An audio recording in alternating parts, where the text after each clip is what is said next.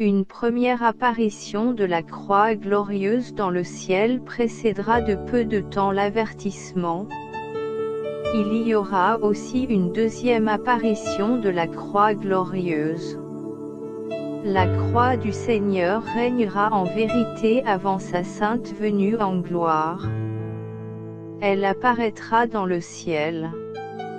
Elle nous montrera nos erreurs. Nous porterons nous-mêmes son jugement en nous. Le Seigneur s'annoncera à ses enfants que nous sommes par sa croix de lumière, le signe du Fils de l'homme, la sainte croix glorieuse dans le ciel.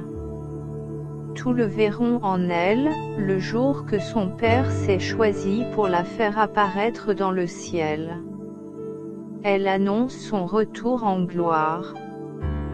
Ce jour sera également le jour de la grande purification par la croix glorieuse de Jésus-Christ, notre Sauveur, notre Rédempteur. Lorsque la croix apparaîtra au ciel, trembleront toutes les puissances ennemies jusqu'à faire trembler les assises de la terre qui doit également se purifier. L'Église du Christ le verra la première et elle se frappera la poitrine. Nos fautes nous seront étalées, nos yeux pleureront, car notre fidélité nous reviendra à ce moment où nous lui dirons, ô Seigneur, pardonne ton misérable enfant. Et le Seigneur nous relèvera, nous dira, va, ton Sauveur est avec toi et te pardonne, car il t'aime. Nous reprendrons notre place d'épouse, car l'époux sera revenu pour nous parer de sa sainte grâce pour les siècles des siècles. Le monde est sur le point de recevoir l'avertissement. Jésus permettra que les âmes soient éprouvées comme l'or dans la fournaise. Les familles auront en elles de nombreuses plaies ouvertes, dont beaucoup seront insupportables.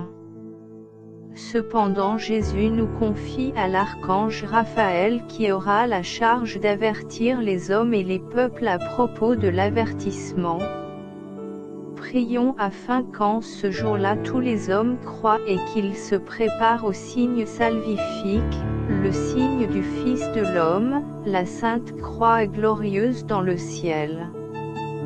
Si nous ne sommes pas préparés, le Seigneur ne fera pas usage de clémence. Ne gaspillons pas notre temps ni nos forces dans les choses qui ne glorifient pas Dieu. Le Seigneur viendra, mais avant, nous vivrons son avertissement et un signe nous guidera. Implorons sa grâce, repentons-nous, faisons pénitence, car ce signe de repentir sera vivant. Le monde perdra son arrogance et se verra alors avec le regard de Dieu et se jugera tout seul avec le jugement de Dieu qui est en chacun de nous, car Dieu vit en nous. Nous verrons nos fautes et nous nous en souviendrons pour ne plus entrer en tentation, nous nous repentirons, nous rejetterons nos péchés contre Dieu, et tous ceux qui nous ont éloignés de sa sainte face, nous leur pardonnerons au nom du Seigneur, Père de la miséricorde. Le signe de notre conversion, nous le verrons sans pouvoir le toucher, le signe du Fils de l'homme, la sainte croix glorieuse dans le ciel. La terre promise est déjà annoncée car le Seigneur des Seigneurs nous montrera très bientôt le grand signe de son triomphe, c'est le signe de notre rédemption, le signe du Fils de l'homme, la sainte croix glorieuse dans le ciel. Le feu d'amour du Seigneur anéantira les ténèbres et purifiera le monde. Tout le monde verra la croix glorieuse du Fils de Dieu.